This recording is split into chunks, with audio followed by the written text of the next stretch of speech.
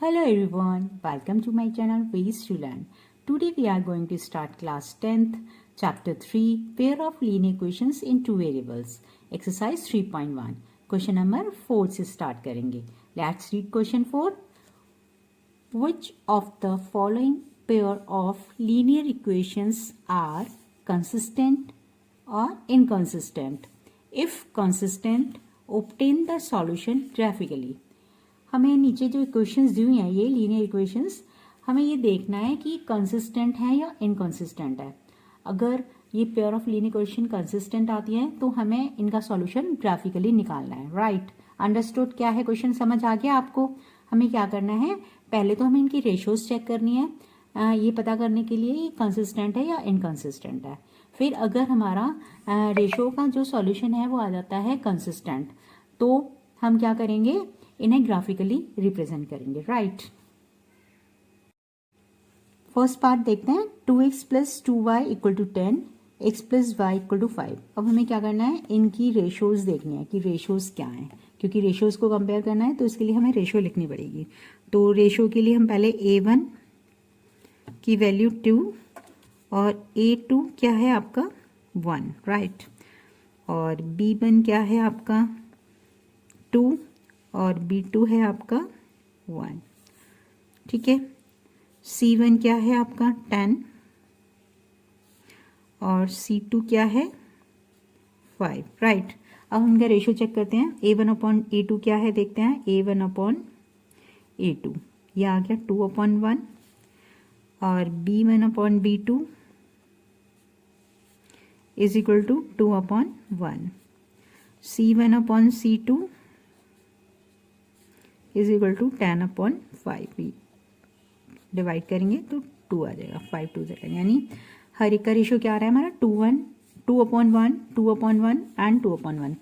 Each ratio हमारी क्या आ रही है 2 अपॉन 1. इट मीन्स ये तीनों रेशियो सेम है हेयर, तो हेयर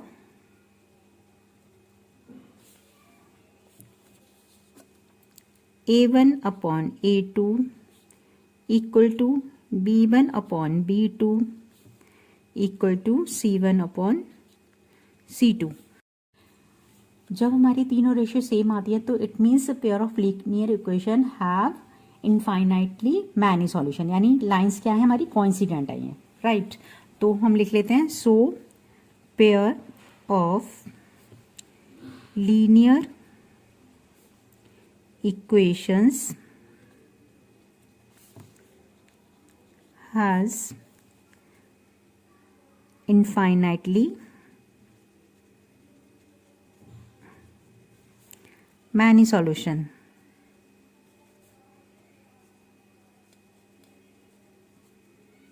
राइट, इट इम्प्लाइज ये लाइंस क्या होंगी आपकी कोइंसिडेंट लाइंस होंगी. ठीक है, जब कोइंसिडेंट लाइंस होती हैं तो इनफाइनाइटली मैनी सॉल्यूशन होते हैं इक्वेशंस के. तो अब हमें इट मीन्स क्या है, इनफाइनाइटली मैनी सॉल्यूशन है तो pair of linear equations are consistent.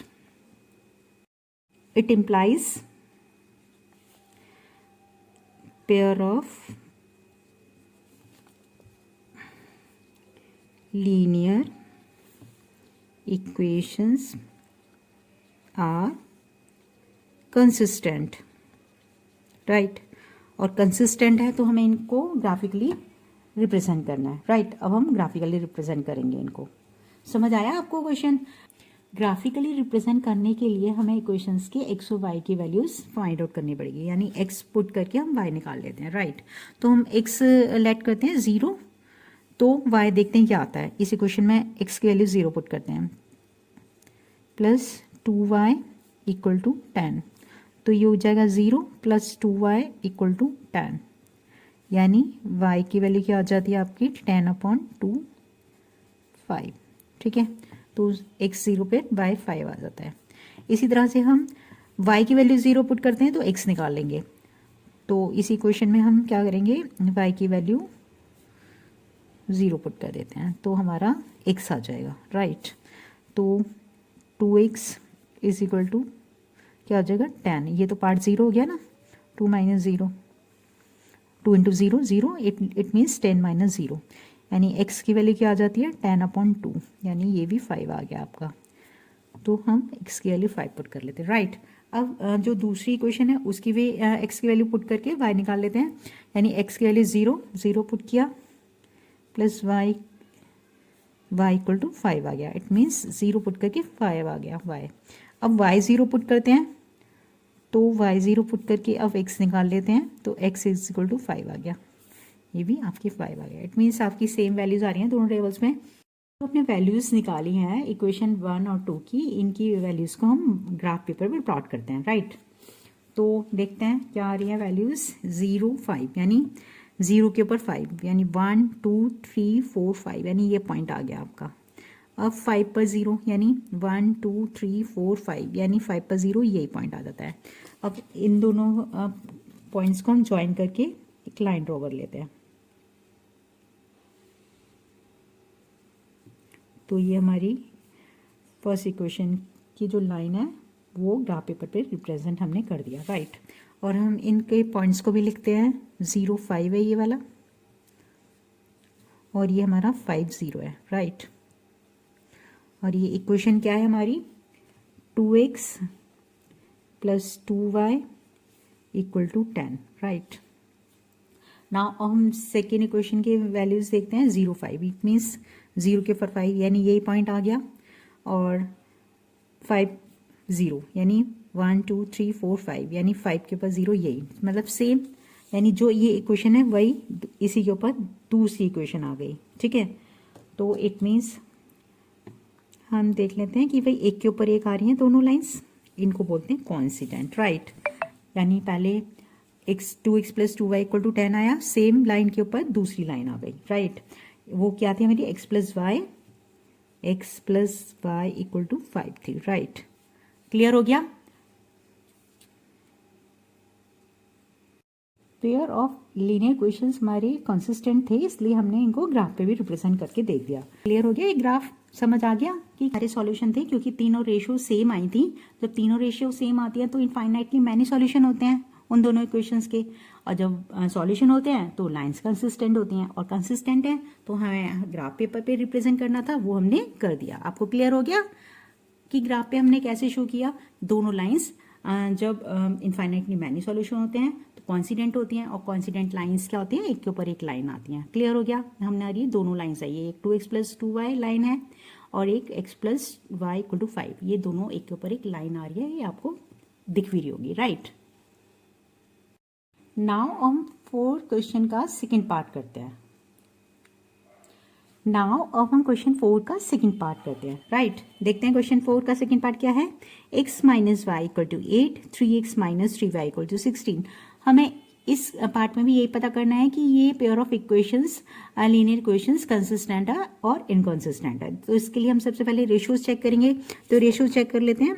a1 upon a2 क्या है, a1 क्या है आपका x का वेरिएबल, मतलब x वेरिएबल का कोफिशिएंट कुछ नहीं है यानी 1 है, और a2 क्या है यानी x का इसमें कोफिशिएंट क्या है 3। हियर a1 अपॉन a2 क्या है हमारा 1 अपॉन 3, और b1 अपॉन b2 क्या है ये -1 अपॉन -3, माइनस से माइनस कैंसिल हो गया तो यानी 1 अपॉन 3 आ गया। अब c1 अपॉन c2 क्या है आपका, c1 upon c2 is equal to 8 upon 16। ये कैंसिल करते हैं, 8 1 जा 8, 8 2 जा 16 यानी 1 अपॉन 2। तो a1 अपॉन a2 1 अपॉन 3 है, b1 अपॉन b2 1 अपॉन 3 है, एंड c1 अपॉन c2 आपका 1 अपॉन 2 है। इट मीन्स आपके फर्स्ट 2 रेशियोज सेम हैं, लेकिन जो थर्ड रेशियो है वो सेम नहीं है। इट मीन्स क्या है, आपकी लाइंस आर पैरेलल है। जब फर्स्ट 2 रेशियो सेम होती है, थर्ड नहीं होती है, तो क्या होता है लाइंस आर पैरेलल, और जब पैरेलल लाइंस होती हैं तो क्या होता है हमारा इक्वेशन का सॉल्यूशन कोई नहीं होता, यानी the pair of equation do not have any solution, यानी pair of equation has no solution, right. तो लिखते हैं here a1 upon a2 equal to b1 upon b2 not equal to c1 upon c2। So pair of linear equations has no solution, right?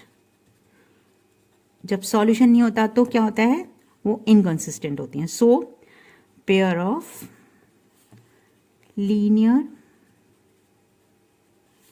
Equation are inconsistent, right? Understood? आपको समझ आ गया? ठीक है, आपको क्वेश्चन 4 का सेकंड पार्ट समझ आ गया कि इसमें क्या आ रहे हैं, पेयर ऑफ इक्वेशन इनकंसिस्टेंट है. अब हम क्वेश्चन 4 का थर्ड पार्ट करते हैं.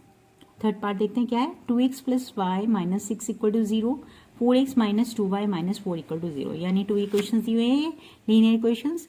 अब हमें इनकी रेशो चेक करनी है. ये पता करने के लिए ये कंसिस्टेंट है और इनकंसिस्टेंट, राइट? तो हम रेशो के लिए a1 a2 की वैल्यूज पुट कर लेते हैं रेशो में. तो a1 अपॉन a2 क्या है यहाँ पर, कॉफिशिएंट देखेंगे x वेरिएबल के, एंड देन कॉफिशिएंट देखेंगे y वेरिएबल के, देन कांस्टेंट, राइट? तो a1 अपॉन a2 क्या है, 2, x का कॉफिशिएंट 2 और इस वाले x का 4 है. इट मीन्स 2 अपॉन 4 कैंसिल होगा. 2 1 जा 2, 2 2 जा 4. इट मीन्स 1 अपॉन 2 आ गया आपका.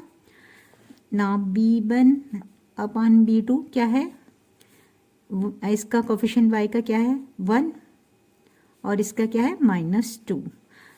अब ये देखो फर्स्ट 2 रेशो क्या आ रहे हैं आपके, अनइक्वल आ रहे हैं. It means third ratio check करने की जरूरत नहीं है. इट मीन्स हेयर क्या है, here a1 upon a2 not equal to b1 upon b2. So pair of linear equation has a unique solution.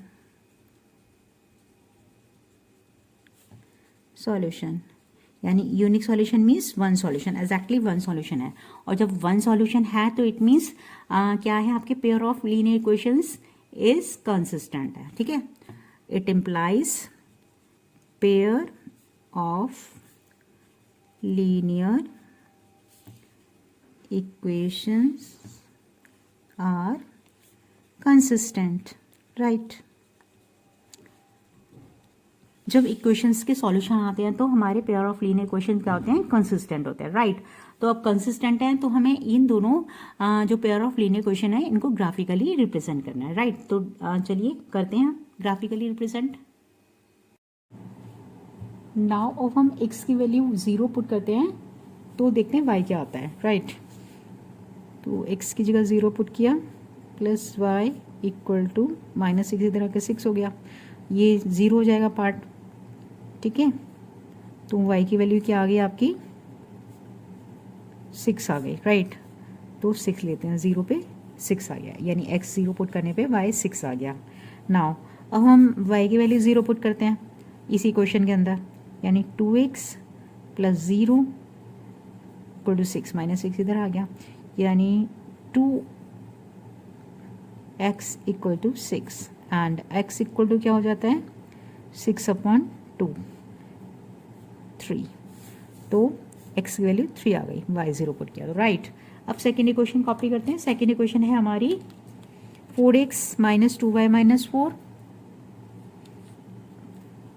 x की जगह हम क्या करते हैं, 0 पुट करते हैं तो y निकालेंगे, राइट? तो ये आ गया -2y इक्वल टू 4 और ये पार्ट 0 हो गया, -2y equal to 4 and y equal to क्या आ गया, y इक्वल टू आ गया 4 अपॉन -2, यानी -2. x 0 पुट किया तो y का आंसर क्या आ गया, -2, राइट?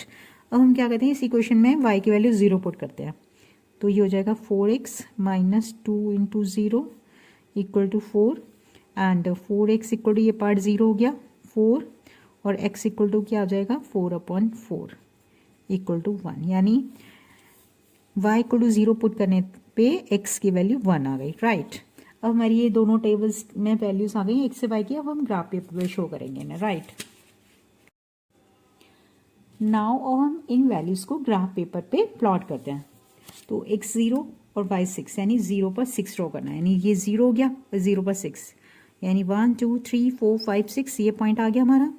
नाउ अब 3 पर 0, 1 2 3 3 पर 0, यानी यही वाला पॉइंट आ गया। अब हम इनको ज्वाइन करते हैं।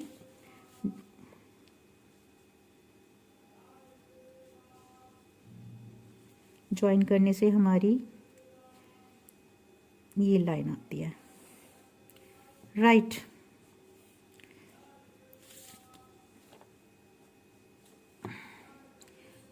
ये इक्वेशन है हमारी 2x plus y, 2x plus y minus 6 equal to 0, और ये पॉइंट्स भी हम लिख लेते हैं 0 6, यानी ये हो गया हमारा ये वाला पॉइंट 0 6, और ये था हमारा 3 0, यानी 3 0, राइट। नाउ हम सेकंड टेबल देखते हैं। सेकंड टेबल में है आपका सेकंड इक्वेशन की टेबल है ये 0 -2, यानी ये 0 है -2 -1 -2, ये वाला पॉइंट आ गया। नाउ 1 0, यानी ये 1 और ये 0, यानी ये वाला पॉइंट आ गया। आपके ये 2 पॉइंट मिले आपको।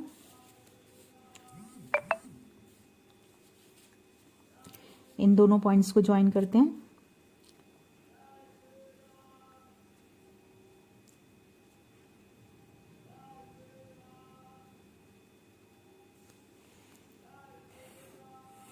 ये आपका ग्राफ बन गया सेकेंड इक्वेशन का, राइट।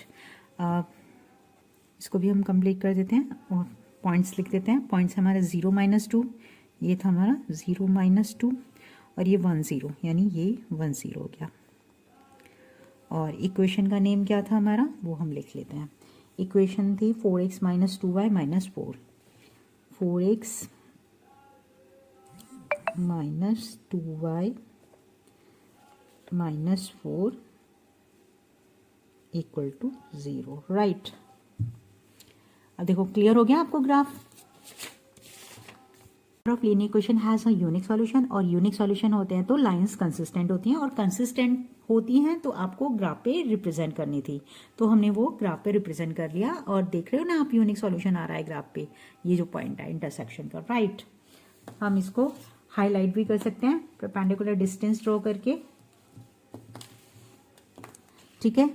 अगर हमें कोई पूछेगा कि इसका सॉल्यूशन निकालो, तो हम इस टाइप से परपेंडिकुलर डिस्टेंस ड्रॉ करते हैं ऑन एक्स एक्सिस और ऑन वाई एक्सिस, राइट। ये हमारे पॉइंट्स हो जाते हैं, यानी हमारा पॉइंट क्या है 2 and 2। क्या सॉल्यूशन है इसका, दोनों इक्वेशंस का 2 and 2, राइट। बात क्या है नाउ, अब हम क्वेश्चन फोर्थ का फोर्थ पार्ट देखते हैं। चलिए देखते हैं क्वेश्चन फोर्थ का fourth part. 2x - 2y - 2 equal to 0, 4x - 4y - 5 equal to 0। इन पेयर ऑफ इक्वेशन को भी हमें चेक करना है कि ये कंसिस्टेंट है और इनकंसिस्टेंट है, तो इसके लिए हम रेशियोज चेक करते हैं पहले। तो रेशियोज लिखते हैं A1/A2 इज इक्वल टू क्या आ जाएगा 2/4, ठीक है। 2 1 जा 2, 2 2 जा 4, यानी क्या आ गया हमारा 1/2 आ गया, राइट। अब B1/B2 चेक करते हैं। B1/B2 इज इक्वल टू क्या आ गया -2/-4, -2/-4, माइनस से माइनस कट गया, 2 1 जा 2, 2 2 जा 4, यानी 1/2 आ गया।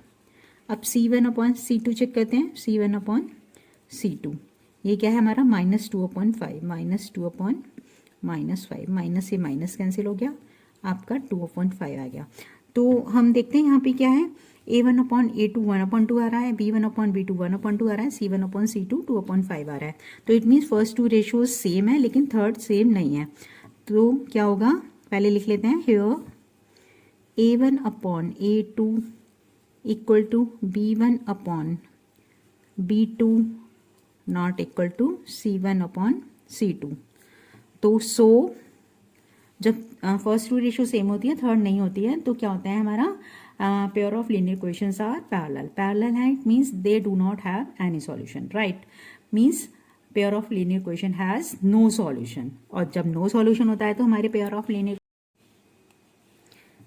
Pair of linear equations are parallel and they have no solution. और जब नो सॉल्यूशन होता है तो it implies pair of linear equations are inconsistent.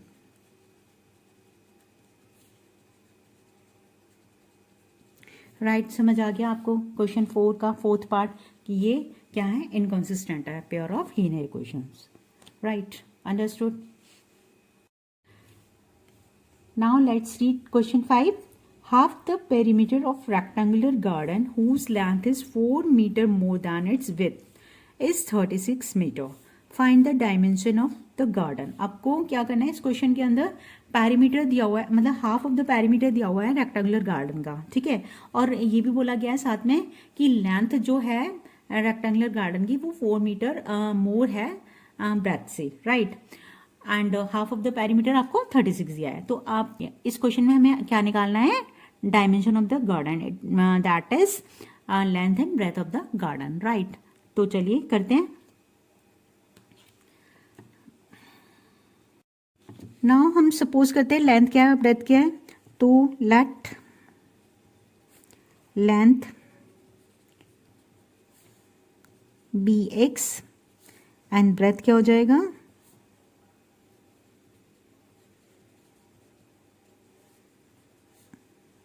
B bye, right. अब हमें बोला गया है इसका half of the perimeter rectangular garden का 36 मीटर है। इट मीन्स हम पहले पैरीमीटर लिख लेते हैं, perimeter of garden is equal to, perimeter का फॉर्मूला क्या होता है, 2l प्लस बी, यानी 2l लेंथ प्लस ब्रेथ। तो अब हमें लेंथ और ब्रेथ, अब ये वाला 2 हम इधर ले जाते हैं, ठीक है। और पैरीमीटर क्या हो जाएगा, ये p/2, 2 हम इधर लेकर गए तो p/2 हो गया ये। और ये लेंथ और ब्रेथ, लेंथ को हमने क्या माना है x और ब्रेथ को हमने माना है y, राइट। अब हाफ ऑफ द पैरीमीटर आपको दिया हुआ है 36, तो हम p/2 की जगह लिख लेंगे 36 x प्लस y। आपकी ये क्वेश्चन ये इस क्वेश्चन की इक्वेशन नंबर 1 बन गई, right. It implies x plus y equal to 36, यानी इक्वेशन 1 है हमारी, राइट। हम सेकेंड इक्वेशन बनाते हैं। सेकेंड इक्वेशन के लिए हमें इंफॉर्मेशन दी हुई है कि length is 4 metre more than its width, यानी लेंथ जो है 4 मीटर ज़्यादा है इसकी ब्रेथ से। तो लेंथ और ब्रेथ हमने x और y माना है, तो x एंड y लिख लेते हैं। ये हमारा लेंथ और ये ब्रेथ, तो लेंथ 4 मीटर ज़्यादा है, तो इट मीन्स इन दोनों का डिफरेंस क्या हो जाएगा आपका 4, यानी ये लेंथ 4 ज़्यादा थी ब्रेथ से, तो इट मीन्स दोनों का डिफरेंस 4 हो गया। ये हमारी क्वेश्चन 2 बन गई, राइट। और हम दूसरे तरीके से भी इसे लिख सकते हैं कि x equal to 4 plus y, right. उन्होंने बोला था ना कि लेंथ ज़्यादा है 4 मीटर देन ब्रेथ, तो हम ब्रेथ में 4 ऐड कर देते हैं, तो हमारी ये दोनों लेंथ और ब्रेथ सेम हो जाती हैं। तो अब ये जो सबसे पहले मैं आपको सब्स्टिट्यूशन मेथड के बारे में बता देती हूँ। मैंने वैसे इंट्रोडक्शन जो वीडियो बनाई है उसके अंदर अच्छे से एक्सप्लेन किया है, उस वीडियो का लिंक मैं इस वीडियो के डिस्क्रिप्शन बॉक्स में डाल दूंगी, तो please check from there, right. तो सब्स्टिट्यूशन मेथड हमें क्या होता है कि हम दो इक्वेशन में से एक इक्वेशन को पहले पिक करते हैं, फिर उसमें से एक वेरिएबल की वैल्यू दूसरे वेरिएबल के टर्म में लिख लेते हैं, राइट। फिर जो इक्वेशन हमने पिक नहीं की थी उसमें इसकी वैल्यू सब्स्टिट्यूट कर देते हैं वेरिएबल की, right. Here x equal to 4 plus Y है, हमने x की वैल्यू निकाल ली in terms of other variable, यानी एक वेरिएबल की वैल्यू दूसरे वेरिएबल की टर्म में लिखी हुई है ना यहाँ पर। तो अब क्या करेंगे, substitute the value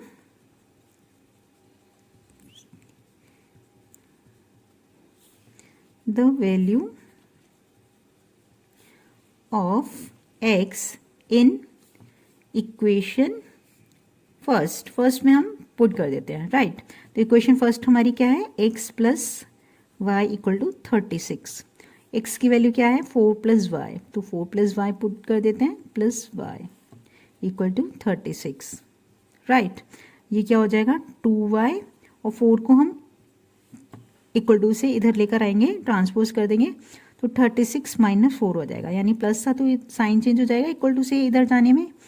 2y equal to क्या हो जाएगा आपका 32, राइट। तो y की वैल्यू क्या आ गई 32/2। तो ये कैंसिल करते हैं यानी डिवाइड करते हैं, 2 1 जा 2, 2 6 जा 12 यानी 16। y की वैल्यू क्या आ गई 16। अब ये जो y आया है इसमें पुट कर देते हैं तो x आ जाएगा, ठीक है। देयरफॉर x क्या हो जाएगा 4 प्लस y में क्या पुट करोगे 16, राइट। तो ये 20 आ गया, यानी x की वैल्यू 20 एंड y की वैल्यू 16। तो हमारा आंसर क्या आ गया 20 एंड 16, राइट। क्लियर हो गया। आपको डायमेंशंस आ गए रेक्टेंगुलर गार्डन की, ठीक है। That is length of the rectangular garden is equal to 20 metre and breadth of the rectangular garden is 16 metre, right. ये आपके आंसर्स हो गए। अच्छे से अंडरस्टूड हो गया। आई होप कि आपको क्वेश्चन 4 एंड 5 अच्छे से क्लियर हो गए होंगे। अगर आपको ये क्वेश्चन अच्छे से क्लियर हुए हैं तो प्लीज लाइक शेयर कमेंट, और अगर आप मेरे चैनल पर नए हैं तो please subscribe my channel and don't forget to press the bell icon for watching new videos. Thank you.